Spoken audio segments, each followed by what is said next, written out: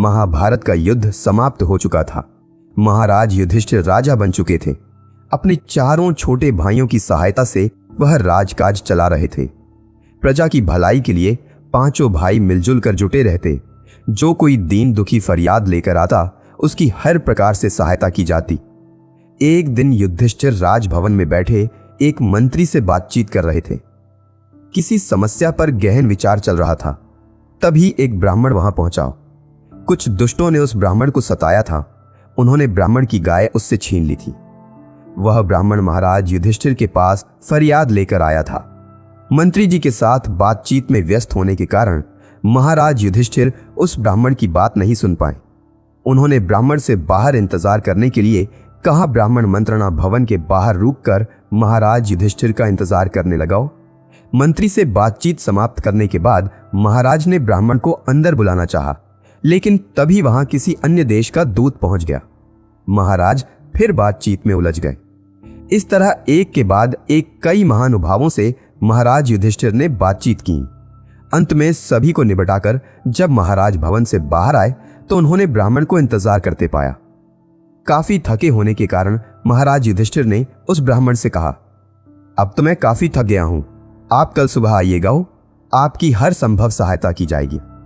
इतना कहकर महाराज अपने विश्राम करने वाले भवन की ओर बियाज गए।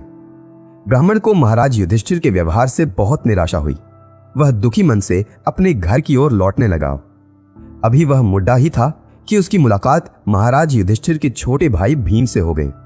भीम ने ब्राह्मण से उसकी परेशानी का कारण पूछा। ब्राह्मण ने भीम को सारी बात बता दी। साथ ही वह भी बता दिया कि महाराज ने उसे अगले दिन आने के लिए कहा। ब्राह्मण की बात सुनकर भीम बहुत दुखी हुआ। उसे महाराज युधिष्ठिर के व्यवहार से भी बहुत निराशा हुई। उसने मन ही मन कुछ सोचा और फिर द्वारपाल को जाकर आज्ञा दी, सैनिकों से कहो कि विजय के अवसर पर बजाए जाने वाले नगाढ़े बजाएं। आज्ञा का पालन हुआ। सभी द्वारों पर तैनात सैनिकों ने विजय के अवसर पर बजाए जाने वाले नगाढ़े बजाने शुरू कर दी। महाराज युधिष्ठिर ने भी नगाढ़ों की आवाज सुनी। उन्हें बड़ी हैरानी हुई। नगाढ़े क्यों बजाए जा रहे हैं, यह जानने के लिए वह अपने विश्राम कक्ष से बाहर आए। कक्ष से बाहर निकलते ही उनका सामना भीम से हो गया। उन्होंने भीम से पूछा, विजय के अवसर पर बजाए जाने वाले नगाढ़े क्यों बजाए जा रहे हैं? हमारी सेनाओं ने किसी शत्रु पर विजय प्राप्त की है? भीम ने नम्रता से उत्तर दिया, महाराज, हमारी सेनाओं ने तो किसी शत्रु पर विजय प्राप्त नहीं की, तो फिर ये नगाढ़े क्यों बज रहे हैं? महाराज ने हैरान होते हुए पूछा। क्योंकि पता चला है कि महाराज युधिष्ठिर ने काल पर विजय प्राप्त कर ली है, भीम ने उत्तर दिया। भीम की बात सुनकर महाराज की हैरानी और बियाज गई। उन्होंने फिर पूछा, मैंने काल पर विजय प्राप्त कर ली है, आखिर तुम कहना क्या चाहते हो? भीम ने महाराज की आंखों में देखते हुए कहा, महाराज, अभी कुछ देर पहले आपने एक ब्राह्मण से कहा था कि वह आपको कल मिले। इससे साफ जाहिर है कि आपको पता है कि आज आपकी मृत्यु नहीं हो सकती। आज काल आपका कुछ नहीं बिगाड़ डाल सकता। यह सुनने के बाद मैंने सोचा कि अवश्य अपने काल पर विजय प्राप्त कर ली होगी, नहीं तो आप उस ब्राह्मण को कल मिलने के लिए न कहते। यह सोचकर मैंने विजय के अवसर पर बजाए जाने वाले नगाढ़े बजने की आज्ञा दी थी। भीम की बात सुनकर महाराज युधिष्ठिर की आंखें खुल गईं। उन्हें अपनी भूल का पता लग चुका था। तभी उन्हें पीछे खड़ा हुआ ब्राह्मण दिखाई दे गया। उन्होंने उसकी बात सुनकर एकदम उसकी सहायता का आवश्यक प्रबंध करवा दिया। दोस्तों, हमारे अंदर एक बहुत बुरी आदत है काम को टाल देने की। अपनी इसी आदत के कारण हम कभी कभी अपने बनते हुए कामों को बिगाड़ बैठते हैं, जिससे हमारी बड़ी भारी हानि हो जाती है और कभी कभी तो अपनी मंजिल पर पहुंचते पहुंचते रह जाते हैं। जो काम हमें आज करने हैं वह कल भी उतने ही महत्व के रहेंगे, यह नहीं कहा जा सकता।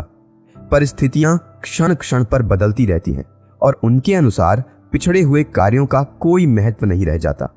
संभव है आज किसी कार्य के सम्मुख आते ही हम उसे ताजा जोश में कर डालें, परंतु कल पर टालते ही उस कार्य के प्रति दिलचस्पी भी कम हो सकती है और इस प्रकार वह कार्य सदा के लिए ही टल सकता है। जिस व्यक्ति में टालमटोल का यह रोग लग जाता है वह अपने जीवन में अनेक काम नहीं कर पाता, बल्कि उसके सब काम अधूरे पड़े रह जाते हैं। यद्यपि ऐसे लोग हर समय व्यस्त रहते दिखाई पड़ते हैं, फिर भी अपना काम पूरा नहीं कर पाते। कामों का बोझ उनके सिर पर लदा रहता है और वे उससे डरते हुए कामों को धकेलने की कोशिश करते रहते हैं। टालने की आदत वाला मनुष्य परिस्थितियों का शिकार भी हो सकता है।